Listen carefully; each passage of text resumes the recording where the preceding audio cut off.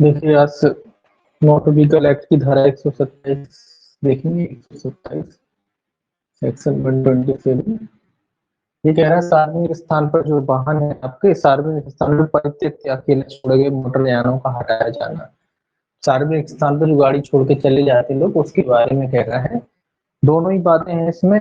एक तो सार्वजनिक स्थान पर गाड़ी को छोड़ देना एक समय के लिए या नो पार्किंग वाली दोनों बातें हैं। पहला कहता है इसमें कि जहां कोई यान किसी सार्वजनिक स्थान पर 10 घंटे या उससे अधिक तक परित्यक्त या अकेला छोड़ दिया जाता है अथवा किसी ऐसे स्थान पर खड़ा किया जाता है जहां ऐसा खड़ा किया जाना विधिक रूप से प्रतिषिद्ध है। वहां अधिकारिता प्राप्त वर्दी पहने हुए पुलिस अधिकारी यान अनुकर्षण सेवा द्वारा उसके हटाने को अथवा किसी अन्य साधन द्वारा उसके अंतर्गत पहिया क्लैंपन है उसकी निश्चलता को प्राधिकृत कर सकेगा। तो दो बातें आई हैं कि अगर आप 10 घंटे से अनधिक अवधि के लिए मतलब 10 घंटे से ज्यादा अवधि के लिए 10 घंटे से ज्यादा अवधि के लिए आपने 10 घंटे या उससे अधिक तो ये याद रखना है आपको कि 10 घंटे से अधिक अवधि के लिए या 10 घंटे या उससे अधिक अवधि के लिए आपने वाहन को छोड़ दिया पता ही नहीं कौन का वाहन है सार्वजनिक स्थान है या ये कह रहा है कि प्रतिष्ठित स्थान मतलब नो पार्किंग वाला स्थान है। दोनों इस तरीके का कोई स्थान है अगर उस पर आपने वाहन लगा दिया है तो ये कह रहा है कि कोई भी पुलिस अधिकारी कौन सा पुलिस अधिकारी जो वर्दी यहाँ स्पेशल लिखा है वर्दी पहने वर्दी में धारी पुलिस वाले वर्दी वर्दी पहने पुलिस अधिकारी क्या कर सकता है उस वाहन को उस स्थान से हटा सकता है। जो वाहन हटाने वाले वाहन गाड़ियां होती हैं उनके द्वारा हटा सकता है या पहियों में क्लैंपिंग का मतलब लिखा है उसको लगा करके हटा सकता है। स्क्रीन पर कुछ सोने स्क्रीन ज्यादा चमक रही है या पता नहीं क्या प्रॉब्लम आती है।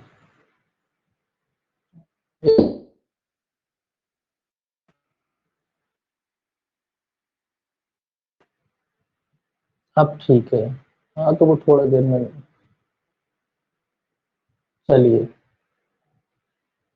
देखिए तो ये क्या कह रहा है भाई ये कह रहा है कि कि अगर आप 10 घंटे या उससे अधिक अवधि के लिए वाहन को कुल मिला के सार्वजनिक स्थान पर चो पार्किंग वाले स्थान पर लगाते हैं तो कोई भी पुलिस अधिकारी जो वर्दी पहने हुए हैं उस वाहन को उस स्थान के द्वारा क्लैंपिंग मतलब पहियों में बांध के खींच ले जाते हैं दो करके गाड़ी ले जाते हैं उस तरीके से उसको वो उस स्थान से हटा सकता है। दूसरा क्लॉज कहता है इसका कि जहां कोई परित्यक्त अकेला छोड़ा गया टूटा हुआ जला हुआ या आंशिक रूप से खुला हुआ यान सार्वजनिक स्थान के संबंध में उसकी स्थिति के कारण यातायात संकट उत्पन्न कर रहा है अथवा उसकी विधिमानता यातायात में उत्पन्न कर रही है वहां अधिकारिता प्राप्त पुलिस अधिकारी द्वारा उसके यान अनुकर्षण सेवा या सार्वजनिक स्थान से तुरंत हटाने के लिए प्राधिकृत किया जा सकता है। ये दूसरा कह रहा है कि कोई हादसे वाले वाहन है कि जहाँ कोई हादसा हो जाता है कोई वाहन जो है जल गया है या अकेला छोड़ दे गया है टूट गया है हो जाता है ना कई कई बार देखा होगा आपने कि टोटी पलट गई या मान लीजिए कोई वाहन में आग लग गई इस तरीके का वो वाहन जल गया अब नहीं जला हुआ है उससे क्या हो रहा है यातायात में जो है प्रॉब्लम आ रही दिक्कत आ रही है। तो ऐसे वाहन को वहां से हटाने के लिए किसी पुलिस अधिकारी को प्राधिकृत किया जा सकता है वो तुरंत उस स्थान से क्या कर सकता है उस वाहन को हटवा सकता है ताकि मार्ग जो है प्रशस्त हो सके। तीसरा कहता है जहां कोई यान उपधारा 1 या उपधारा 2 के अधीन किसी पुलिस अधिकारी द्वारा हटाए जाने के लिए प्राधिकृत किया जाता है वहां यान का स्वामी सभी अनुकर्षण खर्चा तथा उसके अतिरिक्त किसी अन्य शास्ति के लिए भी उत्तरदायी होगा। तो ये कह रहा है खर्चे की बात कह रहा है कि जब भी हटवाया जाएगा वहां सार्वजनिक स्थान पर या उसके जो भी पार्ट वगैरह डले हुए जला हुआ है टूटा हुआ है तो उसका जो भी खर्चा होगा उसके किससे वसूला जाएगा जो वाहन का स्वामी होता है पूरा खर्चा उससे वसूला जाएगा। इसके अलावा उस पर फाइन भी किया जा सकता है। दोनों ही बातें कह रहा है खर्चा भी लिया जाएगा और साथ ही साथ फाइन भी लगाया जा सकता है शास्ति भी लगाई जा सकती है। तो खर्चा भी वसूला जाएगा उससे और साथ ही साथ उस पर शास्ति भी लगाई जा सकती है। दोनों चीजें हैं खर्चा भी देना पड़ेगा और शास्ति भी देनी पड़ेगी अगर शास्ति लगाई जाती है तो शास्ति अगर उस पर जुर्माना किसी प्रकार का लगाया जाता है वो तो भरेगा ही भरेगा वो उसके अलावा जो उसके हटाने में जो खर्चा आया है वो खर्चा भी उस व्यक्ति को देना पड़ेगा जो उसका स्वामी वाहन का स्वामी है उसको देना पड़ेगा। ठीक है, ये आपका वाहन, तो दोनों वाहन है, ऐसा नहीं कि केवल सार्वजनिक स्थान पर खड़े वाले, नो पार्किंग वाले भी वाहन धारा 127 के तहत ही हटाए जाएंगे, है ना। तो ये याद रखेंगे आप, धारा 127। इसके बाद आती है आपकी धारा 128। धारा 128 कहती है ड्राइवरों और पिछली सवारियों के लिए सुरक्षा। ये सुरक्षा की बात कहता है कि ड्राइवर और जो सवारी होती है उनकी सुरक्षा। इसमें दो पहियों वाली वाहन के बारे में कहा है, तो ये भी सेक्शन याद रखना। इस तरीके से पूछा, ऐसे तो थ्रेड वाइज तो नहीं पूछा जाएगा, ये पूछा जा सकता है कि मोटरसाइकिल पर दो व्यक्ति बैठते हैं, किस धारा में बताया गया है, तो इस तरीके से आ सकता है, इसलिए इसको ध्यान रखना है। ये भी याद रखना कि नो पार्किंग वाली बात कहाँ कही गई है, या वाहन खुला छोड़ने वाली बात कहाँ कही गई, और ये 10 घंटे या उससे अधिक की बात है, ये भी याद रखना है। ये कहता है दो पहिए वाले मोटरसाइकिल का ड्राइवर मोटरसाइकिल पर अपने अतिरिक्त एक से अधिक व्यक्ति नहीं ले जाएगा, और ऐसे कोई व्यक्ति ड्राइवर की सीट के पीछे उपयुक्त सुरक्षा उपायों से दृढ़ता से लगी हुई समुचित सीट पर बैठकर ही ले जाया जाएगा, अन्यथा नहीं। तो ये कह रहा है कि भैया मोटरसाइकिल पे जो है एक ड्राइवर और एक व्यक्ति और बैठ सकता है, मतलब दो लोग से ज्यादा व्यक्ति उस पर नहीं बैठ सकते। और दूसरा ये कह रहा है कि जब पीछे कोई व्यक्ति होगा वो सीट पर ही बैठ के जाएगा, ऐसा नहीं कि अगल बगल हुई या ऊपर जगह ही नहीं बची है, आप कैरियर पे बैठे चले जाए, इस तरीके से नहीं। आपको प्रॉपर सीट पे बैठ के जाना पड़ेगा, और जो भी रक्षा उपाय होते हैं, रक्षा उपाय मतलब आपको पीछे वाले को भी हेलमेट लगाना अनिवार्य है, तो रक्षा उपाय में ही आता है हेलमेट, तो वो सब आपको लगा के उस पर बैठना पड़ेगा। तो ये कह रहा है दो पहिया वाहनों की, कह रहा है दो पहिया, तो दो पहिया वाहन पे कितनी सवारी बैठ सकती है, मतलब एक व्यक्ति और बैठ सकता है, एक ड्राइवर हो जाता है जो गाड़ी चला रहा है, मोटरसाइकिल चलाने वाला जो गाड़ी चलाता है वो सब ड्राइवर है ना, तो गाड़ी चलाने वाला ड्राइवर वो बैठ सकता है, और दूसरा जो पीछे उसको एक जो है अन्य व्यक्ति और बैठा सकता है। तो कितने लोग बैठ सकते हैं, ये कहाँ कहा गया है 128 के पहले क्लॉज में। दूसरा कहता है केंद्र सरकार उपधारा एक साइकिल और उसकी पिछली सवारियों के लिए अन्य रक्षा उपाय विहित कर सकेगी। तो ये कह रहा है कि जो टू व्हीलर है के साथ उसके लिए केंद्र सरकार जो है रक्षा उपाय विहित कर सकेगी मतलब बता सकेगी कि भाई कौन कौन से हेलमेट लगाना अनिवार्य है या नहीं है, वो सारी चीजों के बारे में जो है केंद्र सरकार जो है नियम वगैरह बना सकती है। ठीक है, अब देखिए 129 सेक्शन 129 ये क्या कहता है। ये कहता है सुरक्षात्मक सिर के पहनावे का पहना जाना, तो हेलमेट पहना जाना ये भी आपको याद रखना है, सेक्शन ये भी इंपॉर्टेंट है, परीक्षा की दृष्टि से सेक्शन पूछा जा सकता है कि हेलमेट जो पहना जाने वाला कहाँ है 129 में। ये कहता है ऐसा प्रत्येक व्यक्ति जिस 4 वर्ष से अधिक है और जो किसी वर्ग या विवरण की मोटरसाइकिल का चालान या उसकी सवारी कर रहा है, उस पर ले जाया जा रहा है, और जब वह सार्वजनिक स्थान पर हो ऐसे मानकों के अनुरूप सुरक्षात्मक सिर के पहनावे को पहनेगा जैसा केंद्र सरकार द्वारा विहित किया जाए। ये क्या कह रहा है भैया कि जब भी कोई व्यक्ति मोटरसाइकिल पे जाता है या ले जाया जा रहा है, मतलब दोनों व्यक्ति जाने वाले ले जाने जाने वाले दोनों, आगे बैठने वाला व्यक्ति भी की भी बात कह रहा है और पीछे बैठने वाले व्यक्ति की भी बात कह रहा है, अगर उसकी आयु 4 वर्ष से अधिक है, ये याद रखेंगे 4 वर्ष से अधिक, मतलब 4 वर्ष से छोटे बच्चों को छूट है, बाकी 4 वर्ष से ऊपर के जितने भी लोग हैं उनको हेलमेट पहनना पड़ेगी। जो गाड़ी पे जो चला रहा है वो तो पहनेगा ही पहनेगा, इसके अलावा जो पीछे बैठ के जा रहे हैं वो, तो उसमें 4 वर्ष से ऊपर का बच्चा है तो उसको भी आपको हेलमेट पहना करके बिठाना पड़ेगा। तो उसके बारे में कह रहा है कि अगर 4 वर्ष से ऊपर का है तो उसको हेलमेट पहनने आवश्यक है, अगर वो सार्वजनिक स्थान पर ले जा रहा है और केंद्र सरकार ने जैसे नियम बनाए उसके अनुसार रहते हुए उसको क्या करना पड़ेगा, हेलमेट पहनना आवश्यक है। परंतु कहता है परंतु इस धारा के उपबंध ऐसे किसी व्यक्ति को लागू नहीं होंगे जो सिख है और जब वह सार्वजनिक स्थान पर मोटरसाइकिल का चालन या उस पर सवारी कर रहा है तो पगड़ी धारण कर रहा है। ये कह रहा है सिखों पर लागू नहीं होते। इस सिख पर, सिख का मतलब केवल वो सिख जो पगड़ीधारी है ना, ऐसा नहीं कि कोई सिख, वैसे तो नॉर्मली सिख पगड़ीधारी ही होते हैं लेकिन कुछ अपवाद भी हो जाते हैं जिन्होंने अपने बाल कटा लिए होते हैं, तो उन लोगों पे लागू नहीं होगा। बाकी जो सिख है अगर वो पगड़ीधारी है, वो पगड़ी पहन करके गाड़ी चला रहा है तो उस पर ये लागू नहीं होगा, है ना, क्योंकि वो वैसे ही पगड़ी पहने तो हेलमेट कैसे पहनेंगे, है ना। और नॉर्मली ये है कि वो पगड़ी पहने होते तो वैसे भी सेफ्टी रहती है उनकी, तो जो है पगड़ीधारी अगर सिख होते हैं तो उन पर ये लागू नहीं होती। ठीक है, तो याद रखें कौन से सिक्कों पे लागू नहीं होती, पूरा सेंटेंस याद रखना होता है। क्या होता है अपने पेपरों में इन्हीं चीजों की देखा जाता है। तो पगड़ीधारी सिख, कौन सा सिख है? पगड़ीधारी सिख। हाँ वो एक बात है। देखिए पगड़ीधारी जो सिख होते हैं वो आपको इसमें याद रखना है कि सिख भी कौन सा? पगड़ीधारी सिख, है ना। सिख का मतलब केवल ऐसा नहीं कि कोई जाति या धर्म विशेष है कि भाई सिख ही नहीं पहन सकते, और उसमें लिखा है स्पेशल पगड़ीधारी सिख, तो जो पगड़ी पहने हुए हैं वो सिख, है ना। और अगर मान लो दूसरा देखिए परंतु, क्योंकि पगड़ी उनका पहनना जरूरी है ना, वो तो पहनते हैं इसीलिए पगड़ीधारी सिख। दूसरा कहता है परंतु, परंतु यह और केंद्र सरकार नियमों द्वारा मोटरसाइकिल का चालन या उस पर सवारी करने वाले 4 वर्ष से कम आयु की बालक की सुरक्षा के लिए उपायों का उपबंध कर सकेगी। तो नियम केंद्र सरकार बना सकती है हेलमेट पहनने वाले 4 वर्ष से उससे अधिक के बालकों के लिए जो सुरक्षा उपाय हैं, कि कौन कौन से सुरक्षा उपाय किए जाने चाहिए जब आप वाहन चला रहे हैं, मोटरसाइकिल वाला जो वाहन चला रहे हैं, मतलब टू व्हीलर जो चला रहे हैं, तो कौन कौन से रक्षा उपाय उसके साथ किए जाने चाहिए। इस स्पष्टीकरण सुरक्षा उपायों का अर्थ लिखा है स्पष्टीकरण में कि आकार, सामग्री, संरक्षा, ये छोड़ दीजिए, कोई मतलब नहीं है। जिस पे उसको पहनने वाले व्यक्ति के सर पर सुरक्षित पहनावे लगे, स्ट्रैप वगैरह, वो सारी चीजें, मतलब किस क्वालिटी का होगा, कैसा होगा, ये सारे बारे में जो है केंद्र सरकार जो है नियम बना सकती है कि भाई कैसा होगा। अब देखिए सेक्शन आपका 130, 130 कहता है अनुज्ञप्ति और रजिस्ट्रीकरण प्रमाण पत्र पेश करने का कर्तव्य। ये व्यक्तियों की ड्यूटी है कि जब भी उससे मांगा जाता है उसका लाइसेंस वगैरह या रजिस्ट्रेशन वगैरह, तो वो पेश करे, है ना, दिखाए। जब उससे मांगा जाता है, पूछा जाता है कि आप अपना रजिस्ट्रेशन वगैरह दिखाएं, तो ये आपकी जिम्मेदारी है कि वो आप दिखाना पड़ेगा।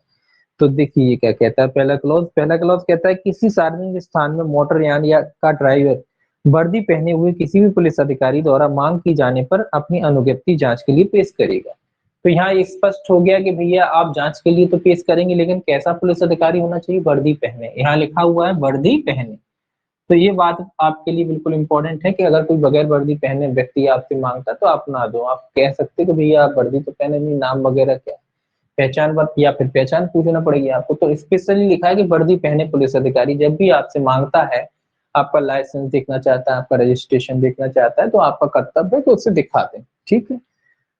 परंतु कहता है परंतु ड्राइवर जहां उसकी अनुज्ञप्ति इस अधिनियम या किसी अन्य अधिनियम के अधीन किसी अधिकारी या प्राधिकारी को प्रस्तुत की गई है या उसके द्वारा अभिकृत की गई है, अनुज्ञप्ति के स्थान पर उसके बारे में ऐसे अधिकारी या प्राधिकारी द्वारा जारी की गई रसीद या अन्य अभिस्वीकृति पेश कर सकेगा, और तत्पश्चात ऐसी अवधि के भीतर अनुज्ञप्ति ऐसी रीति में जो केंद्र सरकार द्वारा विहित करे मांग करने वाले पुलिस अधिकारी को पेश कर सकेगा। ये तो सिंपल ही बात है कि मान लो आपकी अनुज्ञप्ति किसी कारण से जो प्राधिकारी है उसके हो या जब्त है या रख ली गई है, और उसकी बजाय आपको रसीद वगैरह दी जाती है ना, अगर उस स्थिति में मान लो आपको रोका जाता है और आपके पास अनुज्ञप्ति वगैरह नहीं है, तो आप वो रसीद दिखा सकते हैं, और जब भी आपके पास वो अनुज्ञप्ति आ जाती है तो वो पुलिस अधिकारी को आप पेश कर सकते हैं जिसने मांगी थी, है ना।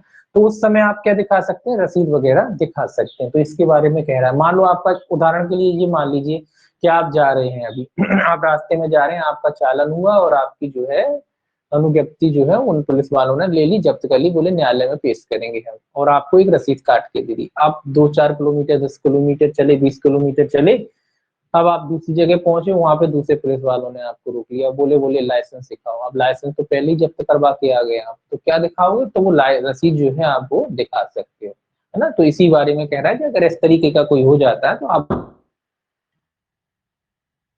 दूसरा कहता है किसी सार्वजनिक स्थान पर मोटर यान कंडक्टर यदि कोई हो, इस इस निमित्त प्राधिकृत मोटर यान विभाग के अधिकारी द्वारा मांग किए जाने पर अनुज्ञप्ति जांच के लिए पेश करेगा। ये वाहन मोटरयान चालकों के बारे में कह रहा है कि जब भी जांच के लिए मंगाई जाती है अनुज्ञप्ति वगैरह, कंडक्टर है, मोटरयान का कंडक्टर वगैरह है, तो ये प्राधिकृत मोटरयान विभाग के जो अधिकारी हैं जब इनसे मंगाते हैं तो इनको क्या करना पड़ेगा? जांच के लिए उसे पेश करना पड़ेगा जब भी ये मंगाते हैं उस समय।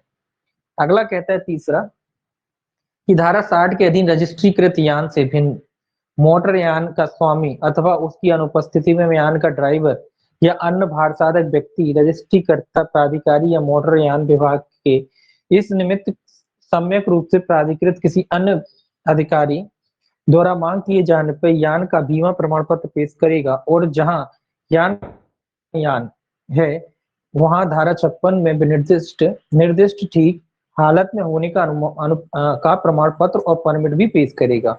और यदि कोई या सभी प्रमाण पत्र अथवा परमिट उसके कब्जे में नहीं है तो वह मांग किए जाने की तारीख से 15 दिन के भीतर उस फोटो प्रति स्वयं प्रस्तुत करेगा या उस अधिकारी को जिसने उसकी मांग की है रजिस्ट्रीकृत डाक देगा। देखिए ये क्या कह रहा है, ये बीमा वगैरह की बात कह रहा है कि जब आप गाड़ी चलाते हैं धारा 7 के अधीन रजिस्ट्रीकृत यान से भिन्न कोई यान है तो मोटर यान का स्वामी अथवा उसकी अनुपस्थिति में ये कह रहा है यान का ड्राइवर या अन्य भारसाध्य व्यक्ति रजिस्ट्रीकर्ता प्राधिकारी या मोटर यान विभाग के कोई भी निमित्त सम्यक रूप से प्राधिकृत अधिकारी बीमा दिखाई गाड़ी का। तो बीमा वगैरह की बात कह रहा है। उसके अलावा जो फिटनेस बीमा गाड़ी का आपको क्या है बीमा वगैरह इस बार मांगा कि ये गाड़ी का बीमा दिखाइए तो आपको गाड़ी का बीमा दिखाना पड़ेगा जब भी आपसे मांगा जाता है। और इसके अलावा क्या कह रहा है बीमा के अलावा ठीक हालात में होने का प्रमाण पत्र।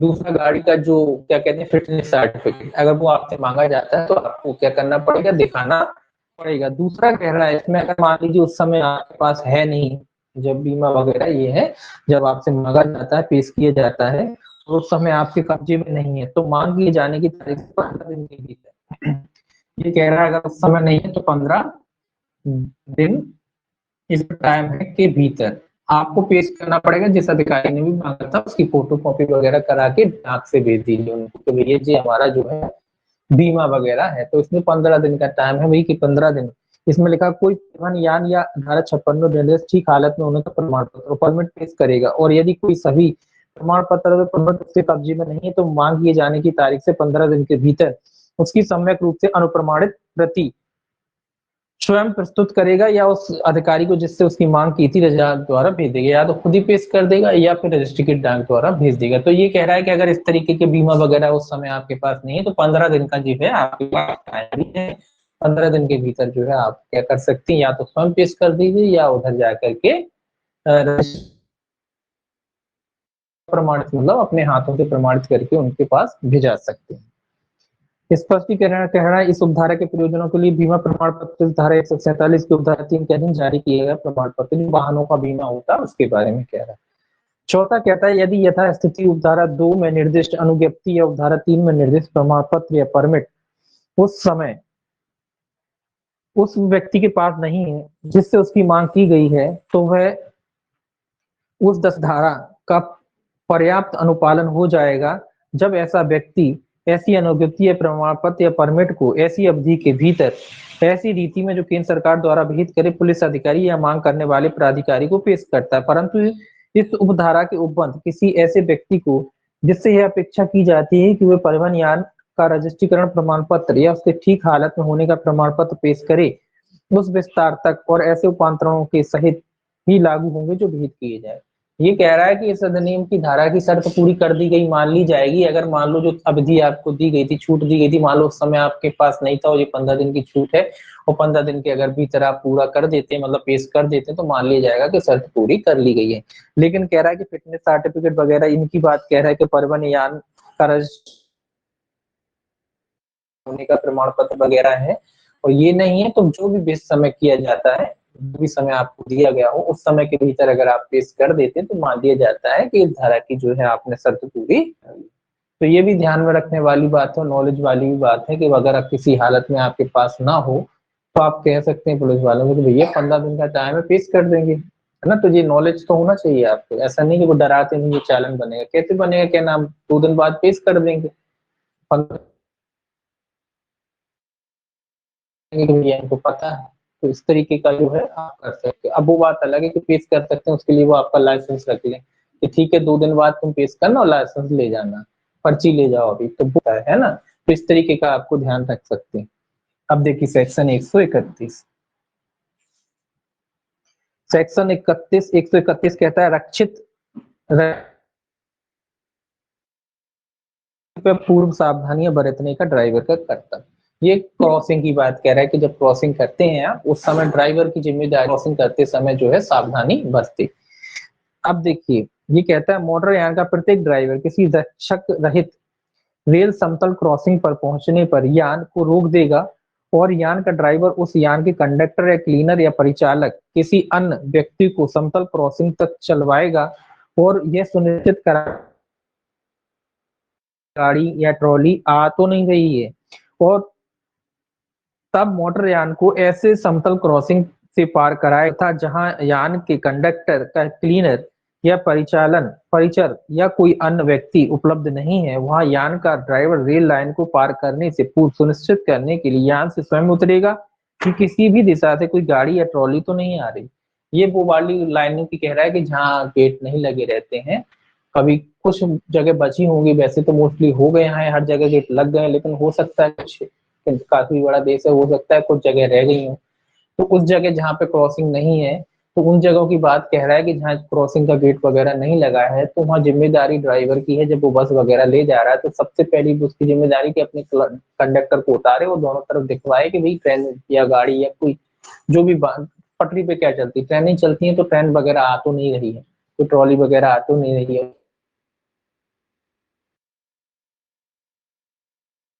उतर के जाए और चेक करे पहले एक बार कि भाई दोनों तरफ से कोई गाड़ी तो नहीं आ रही।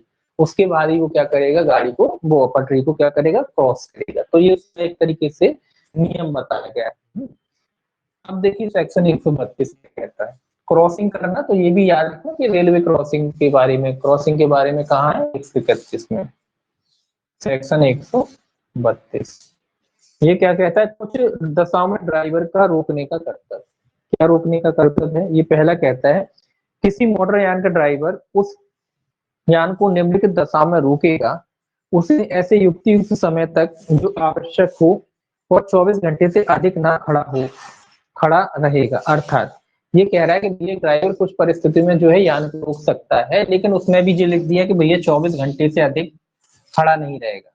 सकता है कुछ स्थान, कुछ वजह हो सकती है जिस वजह से उसको वाहन रोकना हो तो गाड़ी को रोक सकता है, खड़ा कर सकता है, लेकिन किसी भी दिशा में जो है जीने की एक दिन तक तो 24 घंटे से अधिक नहीं होना चाहिए, रोक सकता है। कोई वजह हो सकती है, नीचे वजह लिखी है। पहला है वर्दी पहने हुए ऐसे पुलिस अधिकारी द्वारा जो उप निरीक्षक की पंक्ति से नीचे का निरीक्षक की जाने पे यान के किसी व्यक्ति, पशु या अन्य यान का न हो जाने अथवा किसी संपत्ति को कोई नुकसान पहुंचाने की दशा में।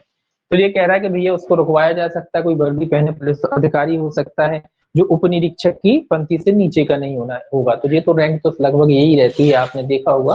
तो किस रैंक का होगा, उप निरीक्षक से नीचे की रैंक का कोई पुलिस अधिकारी नहीं होगा।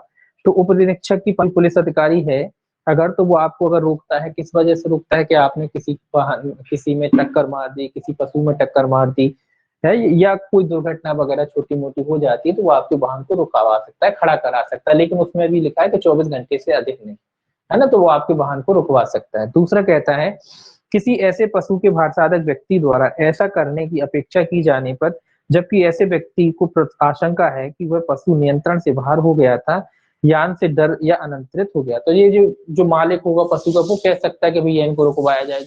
रुकवाने का वजह वही होता है कि भाई पशु मर गया है, उनको थोड़ा कुछ कंपनसेशन वगैरह दे दिया जाए।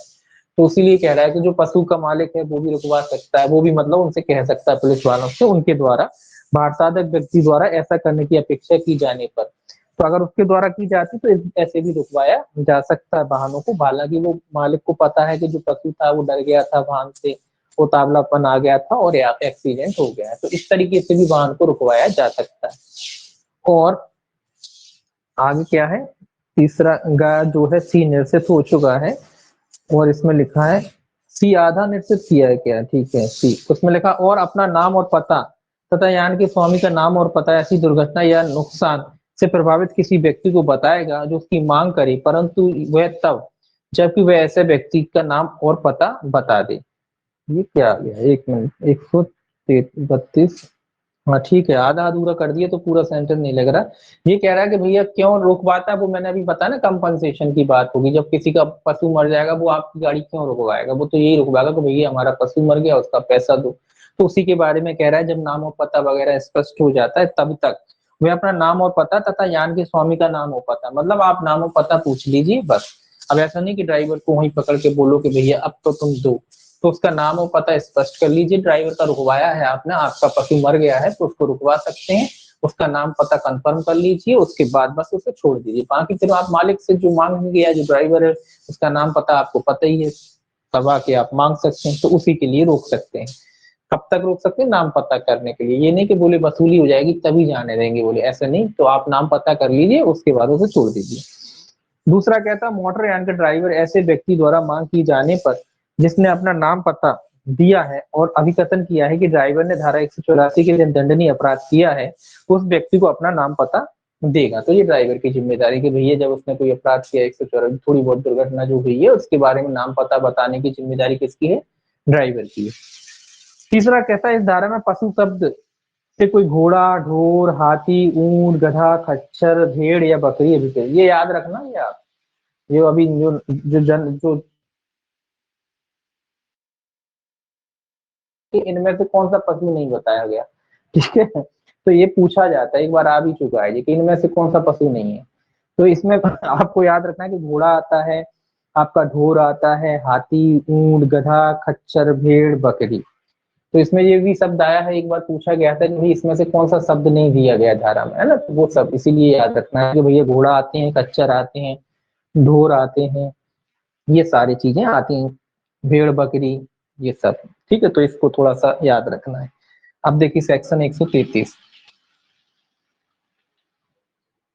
तो 33 कहता है, मोटरयान के स्वामी की जानकारी देने का कर्तव्य। अब कोई भी बात होती है, स्वाभाविक सी बात है, आपकी जिम्मेदारी, आप वाहन चला रहे हैं, ड्राइवर हैं, तो आपको उसके स्वामी को उसकी जानकारी देना चाहिए। तो उसी के बारे में कहता है 133। ऐसे मोटरयान का स्वामी जिसका ड्राइवर या कंडक्टर इस अधिनियम के अधीन किसी अपराध में अभियुक्त है, राज्य सरकार द्वारा मांग की जाने पर ड्राइवर या कंडक्टर के नाम और पते से तथा उसके द्वारा धारित अनुज्ञप्ति से संबंधित ऐसी सब जानकारी देगा जो उसके पास है या जिसे वह समुचित तत्परता से अभिनिश्चित कर सकता है। ये कह रहा है मोटरयान के स्वामी द्वारा जानकारी दी, मतलब मोटरयान के स्वामी द्वारा जानकारी है, स्वामी को नहीं है, स्वामी द्वारा जानकारी। मतलब जब भी मोटरयान के स्वामी द्वारा जानकारी मांगी जाती है मोटर वाहन के बारे में, तो उसकी भी ये जिम्मेदारी होती है कि जो भी पुलिस वगैरह अधिकारी वगैरह उससे जानकारी मांगते हैं वाहन के बारे में, जानकारी क्या होगा? यही होगा कि लाइसेंस दिखाइए, रजिस्ट्रेशन दिखाइए, कौन सा ड्राइवर है, कौन काम करता है, ये सारी जानकारियां होती हैं। तो ये जानकारी जब भी मोटर वाहन के स्वामी द्वारा मांगी जाती है, उसकी जिम्मेदारी होती है कि वो जानकारी उपलब्ध कराए। ठीक है, अब देखिए 134 134, देखिए इसको मिटा लो।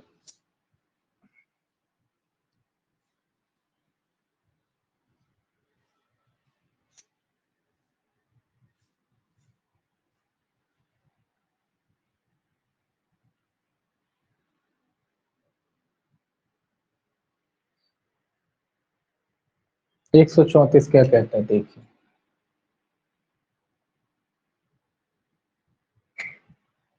134 कहता है, दुर्घटना और किसी व्यक्ति को हुई क्षति की दशा में ड्राइवर का कर्तव्य। तो ड्राइवर का कर्तव्य जब किसी को दुर्घटना हो जाती, क्षति हो जाती, कि ड्राइवर की क्या जिम्मेदारी?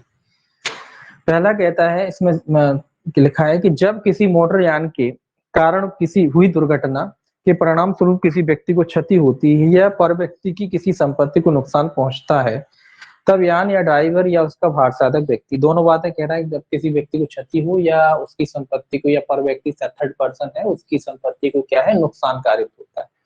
तो पहला कहता है इसमें ए, जबकि भीड़ के क्रोध के कारण या उसके नियंत्रण के परे किसी अन्य कारण से ऐसा करना व्यवहार ना हो, आहत व्यक्ति को निकटतम चिकित्सा व्यवसायी के पास या अस्पताल में ले जाकर उसके लिए चिकित्सकीय सहायता प्राप्त करने के लिए सभी समुचित कदम उठाएगा और प्रत्येक रजिस्ट्रीकृत व्यवसायी को या अस्पताल में ड्यूटी पर चिकित्सक का यह कर्तव्य होगा कि किसी प्रक्रिया संबंधी औपचारिकता की प्रतीक्षा किए बिना आहत व्यक्ति की तुरंत परिचर्या करे और उसे चिकित्सा सहायता दे और उसका उपचार करे जब तक कि आहत व्यक्ति या उसके अवयस्क होने की दशा में उसका संरक्षक अन्यथा इच्छा प्रकट ना करे।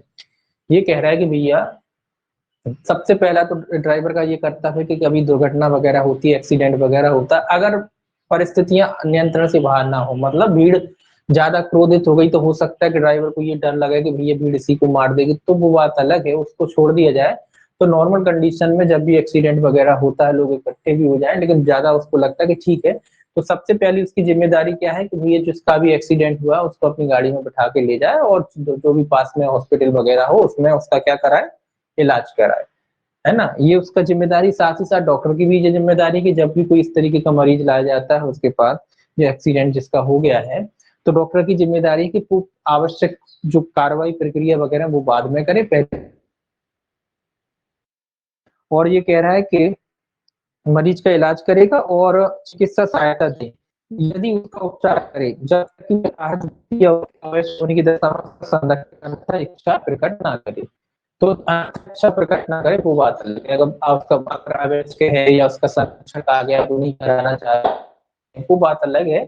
बाकी जो है डॉक्टर का ये भी, डॉक्टर का भी ये कर्तव्य और आपकी भी जिम्मेदारी, अगर एक्सीडेंट हो जाए, एक्सीडेंट हुआ तुरंत उसको कहाँ ले जाएंगे, हॉस्पिटल में ले जाएंगे, वो बात अलग है। अब कुछ परिस्थितियां जो हो जाती है कि भाई भीड़ आ गई, बहुत सारी भीड़ आ गई है, अब आपको डर लगा भाग गए आप वहां से, वो एक अलग चीज हो जाती है। और नॉर्मल कंडीशन में एक्सीडेंट होता है तो आपको उसको ले जाना चाहिए। दूसरा कहता है किसी पुलिस अधिकारी द्वारा अपेक्षित कोई जानकारी उसके लिए मांग किए जाने पर देगा अथवा उस दशा में जब कोई पुलिस अधिकारी उपस्थित नहीं है घटना की परिस्थितियों की जिसके अंतर्गत वे परिस्थितियां यदि कोई हो भी है जिसके कारण खंड का में यथा अपेक्षित चिकित्सक की ध्यान प्राप्त करने के लिए उचित कदम उठाए गए हैं, रिपोर्ट निकटतम पुलिस थाने को यथासंभव शीघ्र तथा हर दशा में घटना के 24 घंटे के अंदर देगा। तो ये 24 घंटे की बात कह रहा है कि भैया जिसने भी एक्सीडेंट किया सबसे पहली जिम्मेदारी मौजूद है तो उसको देगा, अगर नहीं मौजूद है तो 24 घंटे के भीतर जो भी निकटतम पुलिस थाना है उसमें उसकी सूचना देगा, सारी सूचना देगा। मतलब वो अगर हॉस्पिटल ले गया है उसको अभी भर्ती करा दिया, तो 24 घंटे के अंदर उस व्यक्ति की क्या है, जिम्मेदारी है कि वो उसकी सूचना पुलिस अधिकारी को दे। अगर पुलिस अधिकारी उपस्थित है, घटना स्थल पर आ जाता है, उससे जानकारी मांगता है तो उसको दे, नहीं है तो फिर 24 घंटे के भीतर जो निकटतम थाना है वहां पे जो है अपनी जानकारी उपलब्ध कराएगा। अगला कहता है उस बीमाकर्ता को जिसने बीमा प्रमाण पत्र जारी किया है दुर्घटना होने के बारे में निम्नलिखित सूचना लिखित रूप में देगा। ये बीमा कंपनी के बारे में कह रहा है कि जब भी दुर्घटना होती है तो ये बीमा कंपनी को जो है सूचना देंगे, निम्नलिखित फॉर्मेट में देंगे। पहला कहता है बीमा पॉलिसी संख्या और उसकी विधि मान्यता की अवधि। तो सबसे पहले बीमा की, भैया अगर बीमा कराया है तो बीमा पॉलिसी का नंबर वगैरह आपको बताना पड़ेगा, कब से कब तक वैलिड है वो भी बताना पड़ेगा। दूसरा, दुर्घटना की तारीख और समय बताना पड़ेगा, दुर्घटना की तारीख और समय। तीसरा, दुर्घटना से आहत या मृत व्यक्तियों की विशिष्टियां, अगर कोई व्यक्ति चोटग्रस्त हुआ है तो ये भी बताना पड़ता है कि कितने चोटग्रस्त हुए, कितने आहत हुए। ड्राइवर का नाम और उसकी चालन अनुमति की विशिष्टियां, तो ड्राइवर का नाम बताना पड़ता है और उसका जो लाइसेंस वगैरह है उसकी जानकारी भी देनी पड़ती है। तो देखिए जब भी एक्सीडेंट होता है सबसे पहले पुलिस वाले तो पहुंचते हैं, बीमा का अधिकारी भी पहुंचता है कंपनी की तरफ से, ये लोग इसमें बनाते हैं, वो सारी चीजें लिखते हैं। सबसे पहले तो पॉलिसी के बारे में ही रहता है, मेन तो पॉलिसी होती है कि भाई इसका लाइसेंस था या नहीं था। उसके बाद सारी ये विशिष्टियां रहती हैं, दुर्घटना का तारीख लिखा रहता है, समय लिखा रहता है, ड्राइवर का लाइसेंस जो होता है लाइसेंस वो भी इम्पोर्टेंट होता है। तो ये सारी चीजें वो तुरंत हाल मौके पे जाके क्या करते हैं, इसकी एक रिपोर्ट बनाते हैं। तो यही क्लेम के केसों में काम में आती है। तो तुरंत बनाते हैं उसी समय जब आप घटना होती तो आप सूचित कराते हैं, बीमा कंपनी को भी सूचित कराते हैं। तो बीमा कंपनी का अधिकारी वगैरह आता है वो आपसे ये सारी डिटेल वगैरह लेता है, तो अपनी एक वो एक रिपोर्ट बनाता है कि भाई कौन कौन सी चीजें थी, है ना, क्योंकि आगे जाके जब क्लेम करोगे तो काम में आती है। तो उसके बारे में कह रहा है, तो इस तरीके की जो रिपोर्ट वगैरह बनाई जाती है। तो ये आपकी जिम्मेदारी की बीमा कंपनी को क्या करें, सूचना दे भैया कि भैया एक्सीडेंट वगैरह हो गया है। आप दे देते हैं, पुलिस वाले भी दे देते हैं मोस्टली, है ना। आगे लिखा है इस धारा के प्रयोजनों के लिए ड्राइवर पद के अंतर्गत यान का स्वामी भी है। तो ये कह रहा है कि ड्राइवर का मतलब केवल ऐसा नहीं कि कोई अन्य ड्राइवर हो, जो गाड़ी चलाता है वो ड्राइवर, तो यान का स्वामी भी ड्राइवर है। ठीक है, यान के अंतर्गत क्या है, ड्राइवर, यान का स्वामी भी क्या माना जाएगा, ड्राइवर माना जाएगा। तो ड्राइवर का मतलब ऐसा नहीं कि भैया कोई ड्राइवर जिसको नौकरी पर रखते हैं कोई ड्राइवर, ड्राइवर का मतलब सीधा सीधा है जो वाहन चलाता है वो ड्राइवर, है ना। अगर आप वाहन चला रहे हैं उस समय आपका भले ही खुद का वाहन हो तो वो भी आप ड्राइवर ही कहलाओगे, है ना। हम अपना वाहन चलाते हैं, खुद चलाते हैं, तो जो ड्राइविंग करता है वो ड्राइवर, इसका मतलब ये है कि उस समय हमें ड्राइवर ही माना जाएगा, तो हम ड्राइवर ही हैं। ठीक है, सेक्शन 134 का ये ए है। ये कहता है नेक व्यक्ति की संरक्षा। नेक व्यक्ति की संरक्षा देखिए क्या कहता है। ये कहता है कोई नेक व्यक्ति उस समय किसी मोटर यान को संलिप्त करने वाले किसी दुर्घटना के व्यक्ति को किसी क्षति की मृत्यु के लिए किसी सिविल या दंडिक कार्रवाई के लिए दायी नहीं होगा, जहां ऐसी क्षति या मृत्यु नेक व्यक्ति की आपातकाल चिकित्सकीय या गैर चिकित्सकीय देखरेख या सहायता करते समय कोई कार्रवाई करने या कार्रवाई करने में असफल रहने संबंधी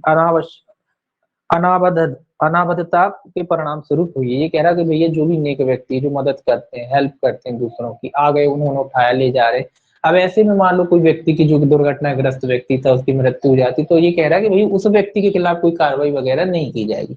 आ जाते हैं ना कई लोग, आपने देखा, तो वो नेक व्यक्ति भले मानुस हैं, तो भले मानुसों के बारे में कह रहा है, जो भले व्यक्ति होते हैं, भले नेक व्यक्ति होते हैं, अगर जो हेल्प करते हैं।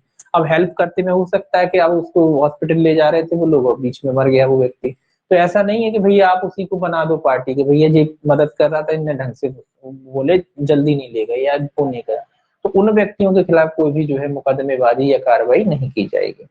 दूसरा कहता है ऐसा इसलिए प्रोविजन स्पेशली करना पड़ा है कि नहीं होता तो आप तो जानते हैं भारत की पुलिस वो सबसे ड्राइवर वगैरह को बनाए ना बनाए आपको जरूर बना देती पार्टी, तो इसीलिए स्पेशल प्रोविजन करने पड़ते हैं, क्योंकि हमारे देश की जो है सारी व्यवस्थाओं में वो आज भी अंग्रेजों वाला टाइम चलता है, तो पुलिस में भी आज वही चीजें हैं, किसी को नहीं पकड़ पाए तो बोले है बोले, तो इसीलिए अलग से प्रोविजन किया गया कि जो भी हेल्प करते हैं, सहायता करते हैं, उन व्यक्तियों के खिलाफ कोई कार्रवाई वगैरह नहीं करी जाएगी। दूसरा कहता है केंद्र सरकार नियमों द्वारा नेक व्यक्ति से पूछताछ या उसकी परीक्षा करने, नेक व्यक्ति से संबंधित निजी जानकारी के प्रकटन और ऐसे अन्य संबंधित विषयों हेतु प्रक्रिया के लिए उपबंध कर सकेगी। तो ये कह रहा है कि जो भी नेक व्यक्ति है उसका कैसे पता, मतलब अगर कोई जानकारी वगैरह उससे लेना है, उसका नाम पता पूछना है, तो उसके बारे में जो है प्रोविजन सरकार के द्वारा किया जा सकता है। कौन सी सरकार? केंद्र सरकार के द्वारा, कि भाई उससे कैसे नाम पूछेंगे, क्या पता पूछेंगे, कितना पूछेंगे कि नहीं पूछेंगे, क्या जरूरी है कि नहीं जरूरी, तो उसके बारे में जो है नियम है कौन बना सकता है? केंद्र सरकार बना सकती है। कारण नेक व्यक्ति का अर्थ लिखा है, देखिए अर्थ भी देख लीजिए कि नेक व्यक्ति से ऐसा कोई व्यक्ति अभिप्रेत है जो सद्भावना पूर्वक स्वैच्छिक रूप से और बिना किसी परितोष या अनुतोष की दशा में दुर्घटना स्थल पर किसी पीड़ित व्यक्ति को आपातकाल चिकित्सकीय या गैर चिकित्सकीय देखरेख या सहायता उपलब्ध कराता है या ऐसे पीड़ित व्यक्ति को अस्पताल पहुंचाता है। तो नेक व्यक्ति का मतलब है जो हेल्प करता है ना, जो हेल्प करता है, अगर एक्सीडेंट हो गया तो उसको हॉस्पिटल पहुंचाता है, कुल मिला के मदद करने वाला जो व्यक्ति होता है एक्सीडेंट की दशा में, तो ऐसा व्यक्ति नेक व्यक्ति माना जाता है ना, अच्छा व्यक्ति कह लीजिए, भला मानुस कह लीजिए, कुछ भी कह लीजिए, ठीक है। अब देखिए 135 जे है, तो नेक व्यक्ति के 134A में, अब देखिए ये 135 का अन्वेषण करने और मार्गस्थ सुख सुविधाओं आदि के लिए स्कीमें बनाना, ये स्कीमों से संबंधित है कि दुर्घटना के मामलों का अन्वेषण कैसे किया जाएगा, स्कीमें कोई योजना वगैरह जो बनानी हो उसके बारे में। ये कहता है पहला कि राज्य सरकार राजपत्र में अधिसूचना द्वारा निम्नलिखित ये उपबंध करने के लिए एक या अधिक स्कीमें बना सकेंगे। तो ये थोड़ा सा याद रख लेना है कि भैया यहाँ स्कीमें कौन बना रहा है? राज्य सरकार ना, मोस्टली तो केंद्र आ रहा है, कहीं कहीं राज्य भी आता है।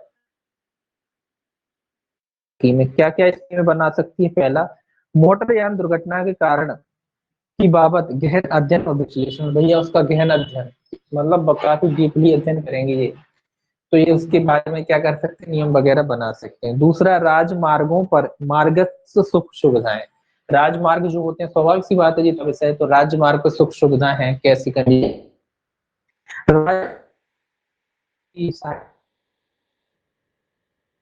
चौकियां बना दी जाती है ना सहायता के लिए भैया राजमार्ग पर, जब भी किसी को हेल्प हो तो उसके बारे में।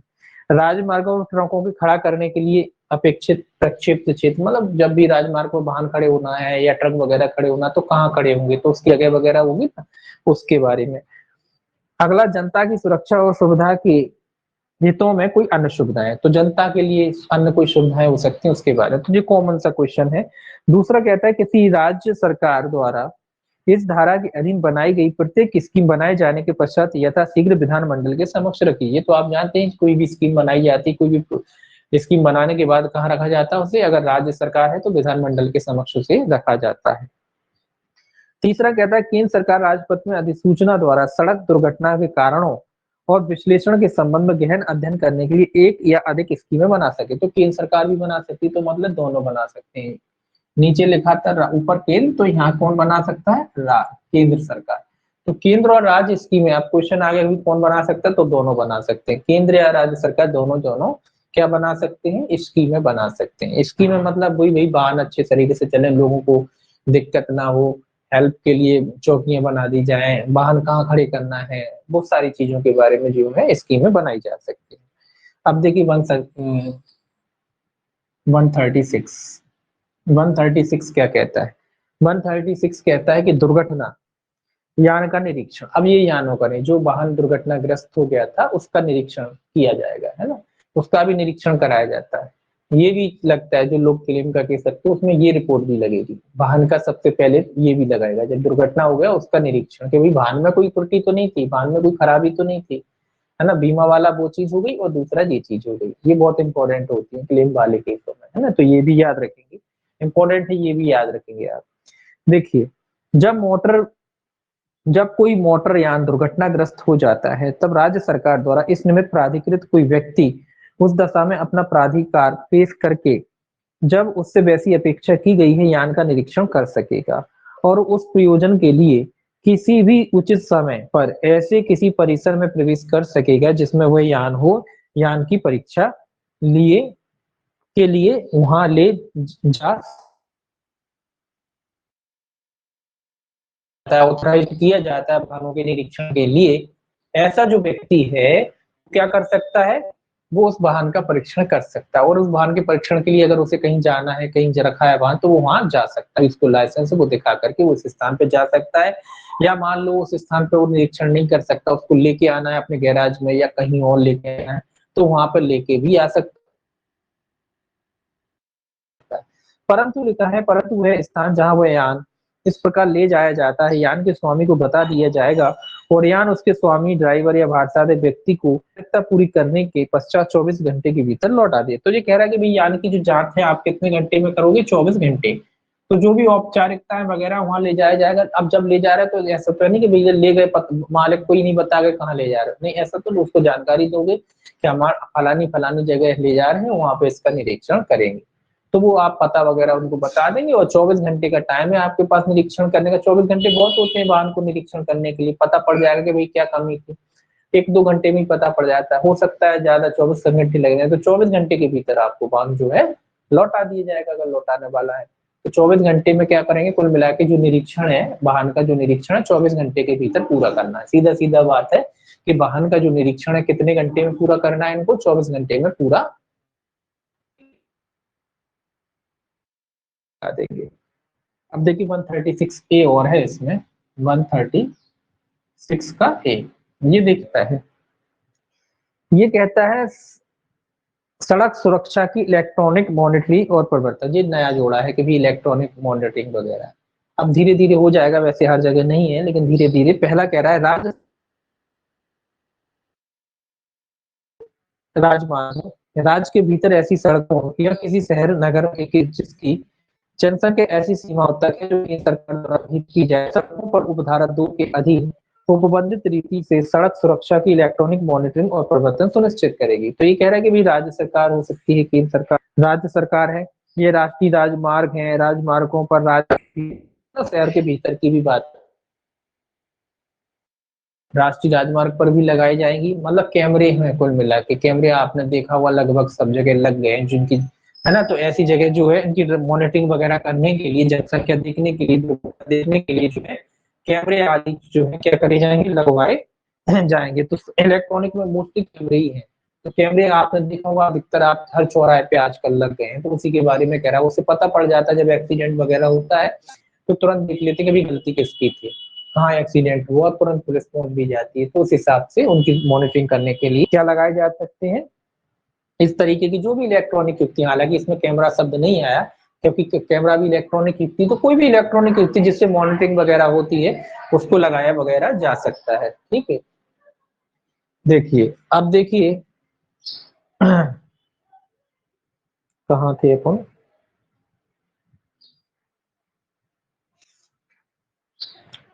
हाँ मॉनिटरिंग। अब दूसरा कहता है केंद्र सरकार सड़क सुरक्षा की इलेक्ट्रॉनिक मॉनिटरिंग और प्रवर्तन के लिए नियम बनाएगी, जिसके अंतर्गत गति मापक camera, closed circuit television camera, गति मापक गन, शरीर पर पहने जाने वाले कैमरा और कोई अन्य प्रौद्योगिकी, तो मतलब सारे उपकरण। गति मापने वाले कैमरे भी होते हैं कि आपकी स्पीड जो आप चौराहे पे लगाए जाते हैं, उसमें मान लीजिए किसी चौराहे पे कोई स्पीड है, उस स्पीड से अगर तेज स्पीड से आप अगर निकलते हो तो वो कैमरा बता देता है कि आपकी गाड़ी जो है इस स्पीड से ज्यादा स्पीड से जा रही है। तो ऐसे तरीके की युक्ति बना सकती है। इसके अलावा गति मापक camera, closed circuit television camera, बहुत सारी तरीके टेक्निक है कुल मिला के। तो जो भी टेक्निक यातायात में प्रयोग की जाती है कैमरों के माध्यम से या अन्य माध्यम से, उन सारी टेक्निक का इस्तेमाल किया जा सकता है। शरीर पे पहनने वाले भी कैमरे हैं कि जो पुलिस वाले, हाँ आपने देखा होगा ट्रैफिक पुलिस वाले भी कैमरा लिए रहते हैं। फिर आजकल तो वही हो गया है कि जब भी आपका चालान काटेंगे एक पुलिस वाला वीडियोग्राफी करता रहता है बगल में, है ना। तो उस तरीके की सारी चीजें जो है उनका प्रोविजन किया जाएगा जो भी आवश्यक है। अब जो धीरे धीरे बढ़ रहा है, हालांकि अपने देश में काम बहुत स्लो होता है, अगर कायदे से काम किया जाए तो पुलिस वालों को जरूरत ही नहीं है आपके चालान काटने की। जैसे कई देश हैं जहाँ पे आप चालान कुछ नहीं कटते, आप गाड़ी चलाओ खूब चलाओ, अगर आप नियम का उल्लंघन करोगे तो जैसे ये उनमें सारे कैमरे, हर चप्पे चप्पे पे कैमरे लगे रहते हैं, आपकी गति सीमा बहुत सारी सारी मॉनिटरिंग वो आपके वाहन की करते रहते हैं। जैसे ही आपने कोई नियम का रूल का फॉलो उल्लंघन किया, मान लो आपने लाल बत्ती क्रॉस की या कोई और नियम तोड़ा छोटा मोटा, तो आप तो दूर में निकल गए, लेकिन उनके पास पूरी जानकारी डिटेल हो जाती है, आपकी गाड़ी की डिटेल आ जाती है। जब भी आपका बीमा भरने जाओगे ना अगले बार, तो उसी में पूरा आपका जुर्माना जुड़ के आ जाएगा कि जी और भर दो, फलानी तारीख को आपने इतने इतने बजे ये वाला जो है ट्रैफिक का रूल तोड़ा था और इसका जुर्माना ये है आपका, ये भी भरिए साथ में। तो इस तरीके के नियम हो जाए तो लोगों को भी दिक्कत ना हो, और अपने हालांकि धीरे धीरे हो रहे हैं, आगे जाके देखिए होते हैं कि नहीं। तो इस तरीके के नियम कई देशों में है, वहाँ ऑटोमेटिकली हो जाता है चालान और आपके घर पे पहुंच जाता है कि भर जाओ जाके, है ना। तो अरे भाई इलेक्ट्रॉनिक हो जाएगा, जब सब जगह हो जाएगा पूरी तरीके से हो जाएगा तो इसी तरीके से चालान आया करेंगे आपके घर पे। अब देखिए अगला कहता है 170 सेक्शन 137, ये कहता है केंद्र सरकार, ये तो खैर अपन को पढ़ना ही नहीं, और दूसरा है 138 है राज्य सरकार की नियम बनाने की। 130 दोनों के दोनों है जो नियम इस चैप्टर से संबंधित जो नियम है, केंद्र सरकार के नियम कौन बना सकती है कौन कौन से, और जो है 138 में राज्य सरकार कौन कौन से जो है नियम बना सकती है।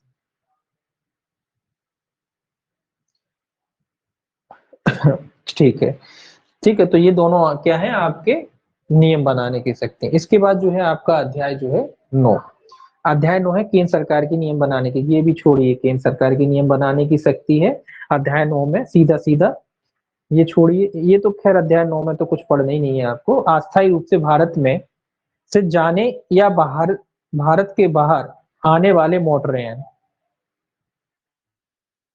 में आगे बस इतना, रूप से जो वाहन टेम्परेरी या कुछ अवधि के लिए जो वाहन वगैरह हैं भारत में लाए जाते हैं आते हैं, उनके बारे में जो नियम है बना सकती है। किस धारा में, जी धारा याद रखना थोड़ा कि 139 में जो है इसके बारे में नियम जो है केंद्र सरकार जो है बना सकती है कि जो अस्थायी रूप से, अस्थायी रूप से मतलब कभी, अब आप अस्थायी रूप से कैसे आते हैं, कई वजह होती है कि मान लो भारत में आपने दिल्ली में देखा हुआ ऑटो एक्सपो लगता है, दुनिया के सारी कंपनियां आती हैं जहां वो अपने प्रदर्शन करती हैं जो भी वो प्रोडक्ट ला रही होती हैं।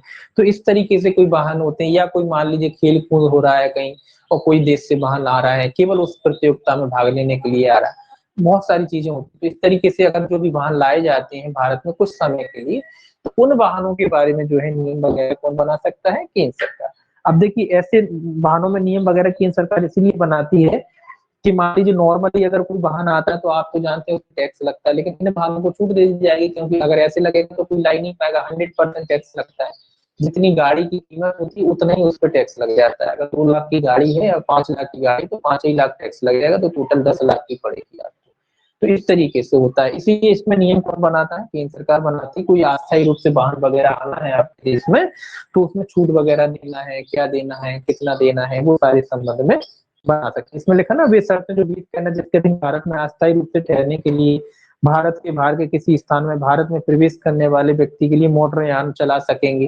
तो उनके बारे में भी जो बाहर से आए हैं वो चला सकेंगे, किस एरिया में चलाएंगे, कहाँ चलाएंगे, वो सारी चीजों के बारे में जो नियम है कौन बना सकता है, केंद्र सरकार बना सकते हैं। इसके बाद इसके अलावा अब जब बाहर से आ रहा है तो उनको पास भी चाहिए है ना, उनको रजिस्ट्रेशन वगैरह, पास वगैरह, अस्थायी रजिस्ट्रेशन भी कर सकती है सरकार, पास भी दे सकती है कि भैया ये पास जब भी आपसे मान लो आप सरकार ने महीने भर के लिए आपको छूट दी कि ठीक है महीना भर के लिए ले आओ, तो जब भी आपको दिखाया जाएगा अब यहाँ पे महीना भर के लिए लाया है तो यहाँ पे थोड़ी ना रजिस्ट्रेशन कराने जाएगा, तो वो पास से काम चलेगा जो सरकार ने दिया है, वो चला सकता है, दिखा सकता है। ठीक है, अध्याय 10 है जो आपका जो समाप्त हो गया है, निर्सित हो गया है।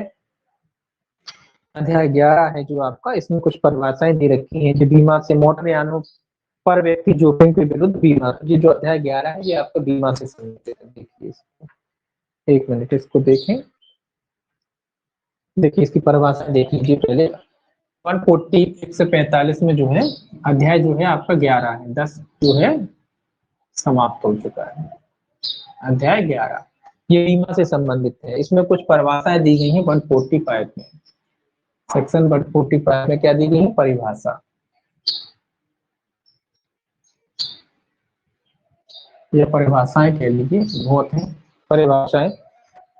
तो देखिए इसमें लिखा है प्राधिकृत बीमा करता, तो ये देख लेते हैं, थोड़ा सा पढ़ना है, कोई खास नहीं है ये। इसमें लिखा है प्राधिकृत बीमा करता से ऐसा बीमा देते हैं जो भारत में तत्समय साधारण बीमा कारोबार कर रहा है और जिसे बीमा विनियामक और प्राधिकरण अधिनियम 1999 की धारा 3 के अधीन स्थापित भारतीय बीमा विनियमन और विकास प्राधिकरण और साधारण 1900 साधारण बीमा कारोबार करने के लिए प्राधिकृत किसी सरकारी बीमा निधि द्वारा रजिस्ट्रीकृत या प्रमाण पत्र मंजूर किए गए। सिंपल सी बात है, जो बीमा कंपनी के रूप में अगर कोई व्यक्ति बीमा करता के रूप में काम कर रहा है तो क्या है, कौन सा व्यक्ति जिस रूप में काम करता है, और जो भारतीय बीमा जो अधिनियम है, प्राधिकरण अधिनियम है 1999, बीमा प्राधिकरण विकास प्राधिकरण अधिनियम कुल मिलाकर 1999, उसके अधीन धारा 3 के अधीन स्थापित कोई बीमा वगैरह कंपनी वगैरह है, या फिर उसमें क्या है वो अधीन साधारण बीमा कारोबार के लिए अधिकृत किसी सरकारी बीमा निधि द्वारा रजिस्ट्रीकृत प्रमाण पत्र प्रस्तुत किया गया है, जिसको रजिस्ट्रेशन दिया गया है बीमा कर्ता के रूप में काम करने के लिए। कुल मिला के ऐसा व्यक्ति को क्या माना जाएगा, प्राधिकृत बीमा कर्ता माना जाएगा। दूसरा कहता है बीमा प्रमाण पत्र। बीमा प्रमाण पत्र मतलब जो आपकी पॉलिसी की बात कह रहा है, ये कह रहा है धारा 147 की अनुसार किसी प्राधिकृत बीमाकर्ता द्वारा जारी कोई प्रमाण पत्र अभिप्रेत है और इसके अंतर्गत ऐसी अपेक्षाओं का जो विहित की जाए अनुपालन करने वाला कवर नोट भी है, और जहां किसी पॉलिसी के संबंध में एक से अधिक प्रमाण पत्र जारी किए गए हैं वहां किसी प्रमाण पत्र की प्रति जारी की गई है वहां यथास्थिति ऐसे प्रमाण पत्र प्रति भी। तो कुल मिला के पॉलिसी की बात कर रहा है कि बीमा प्रमाण पत्र जो पॉलिसी आपको दी जाती है वही बीमा प्रमाण पत्र पॉलिसी क्या कहलाएगी, प्रमाण पत्र कहलाएगी। अगर एक से अधिक प्रतियों में है तो वो सारी की सारी प्रतियां क्या कहलाएंगी, बीमा प्रमाण पत्र प्रति कहलाई जाएगी। घोरपति का अर्थ देख लीजिए, घोरपति का वही अर्थ है जो आईपीसी में दिया गया धारा 320 में। ये लिखा है हिट एंड रन मोटर दुर्घटना, ये देख लीजिए हिट एंड रन मोटर दुर्घटना, ये थोड़ा सा याद रख लेंगे कि भैया पूछ सकते हैं कि भाई ये परिभाषित कहाँ किया गया है, तो 145 के डी में परिभाषित किया गया है। 145 क्योंकि ये थोड़ा चलता रहता है ना, 145 डी में, तो इस तरीके से याद रखें कि सेक्शन 145 डी में जो है हिट एंड रन को क्या करा गया है, परिभाषित किया गया है, तो इसीलिए थोड़ा सा इसको ध्यान में रखें। हिट एंड रन मोटर दुर्घटना, हिट एंड रन का मतलब होता है मार के भाग जाते हैं ना, तो लोग तुरंत टक्कर मार के भागे फरार हो गए, वो लोगों के बारे में कह रहा है।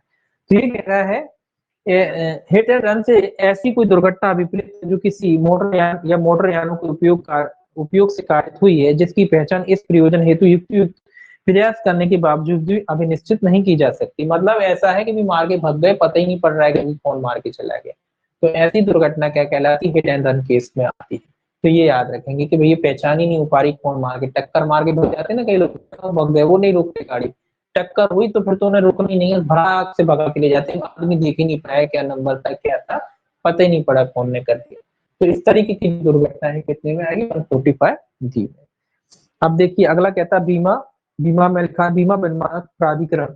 से बीमा विभाग और विकास प्राधिकरण अधिनियम, जो कुल मिला के जो अधिनियम है बीमा प्राधिकरण अधिनियम 1999 की धारा 3 के अधीन जो स्थापित है, वो अधिकरण क्या कहलाएगा, वो बीमा विनियामक प्राधिकरण। ये कोई खास नहीं। बीमा पॉलिसी लिखा है, बीमा प्रमाण पत्र भी है, तो बीमा पॉलिसी के अंतर्गत ये कह रहा है कि जो बीमा प्रमाण पत्र वो भी शामिल है, तो वो एक ही होता है आजकल जो मिल जाता है, वही प्रमाण पत्र है आपका और वही क्या है, पॉलिसी है। आगे कहता है संपत्ति के अंतर्गत सड़कें, पुल, पुलिया, सेतु, स्तंभ, पेड़, मील के पत्थर और किसी मोटरयान में वहन किए जाने वाले यात्रियों का सामान तथा माल भी आता है। ये संपत्ति की बात, मतलब संपत्ति में सारी चीजें आ जाती हैं, व्यक्तियों के पुल, पुलिया वगैरह, पत्थर वगैरह, ये सारी चीजें आ जाती हैं, यात्रियों का सामान वगैरह, ये सब क्या है, ये सब संपत्ति की परिभाषा में आती है। आगे कह रहा है व्यतिकारी देश। व्यतिकारी देश का मतलब आप पहले ही देख चुके हैं, जिसे व्यतिकारी या संविदाकारी देश भी कहते थे, वैसे देश कहना है यहाँ तो। इसमें लिखा व्यतिकारी देश से ऐसा कोई देश अभिप्रेत है जो व्यतिकारिता के आधार पर केंद्र सरकार, किसी परिवहन यान का चालक और कोई अन्य सहकर्मी द्वारा राजपत्र में इस अधिनियम के प्रयोजनों के लिए व्यतिकारी देश के रूप में अधिसूचित किया गया। तो ये कह रहा है कोई भी देश जो व्यतिकारी, कोई भी व्यतिकारिता के आधार पर केंद्र सरकार द्वारा किसी परिवहन यान का चालक और अन्य सहकर्मी द्वारा राजपत्र में क्या किया गया है, राजपत्र में उसको नाम को शामिल किया गया है, तो ऐसा ये जो क्या कहलाता है, व्यतिकारी देश कहलाता है। व्यतिकारी वही होते हैं, कुल मिलाकर संबंध होती है किसी देश के साथ, संबंध हुआ है, एग्रीमेंट हुआ है, करार हुआ है, तो ऐसे देशों में करार हुआ है कि आगे जो अपनों पढ़ा ना कि कुछ समय के लिए आ रहे हैं, तो इस तरीके के जो देश होते हैं व्यतिकारी देश होते हैं, तो कुल मिला के जो एग्रीमेंट हो जाते हैं, इंटरनेशनल करार हो जाते हैं उनके द्वारा। अगला कह रहा है पर पक्षकार के अंतर्गत सरकार के किसी परिवहन यान का चालक और उसका कोई अन्य सहकर्मी भी है। तो पर पक्षकार के अंतर्गत कह रहा है कि सरकार के किसी परिवहन यान का चालक और उसका अन्य सहकर्मी भी आता है। तो पर पक्षकार में कौन है, जो सरकारी जो वाहन होते हैं उनका चालक और जो उसके साथ में कंडक्टर वगैरह जो रहता है, सहकर्मी जिसे कहते हैं, वो इसकी पर पक्षकार की परिभाषा में आता है। देखिए ये रहने दीजिए, 46 जो है कल देखेंगे, 46 थोड़ा ठीक है, 46 थोड़ा सा बड़ा है, थोड़ा सा है, ज्यादा नहीं है। चलिए कल देखेंगे बाकी का, है ना, बाकी कल देखेंगे 8:30 बजे वाला जो है देखेंगे।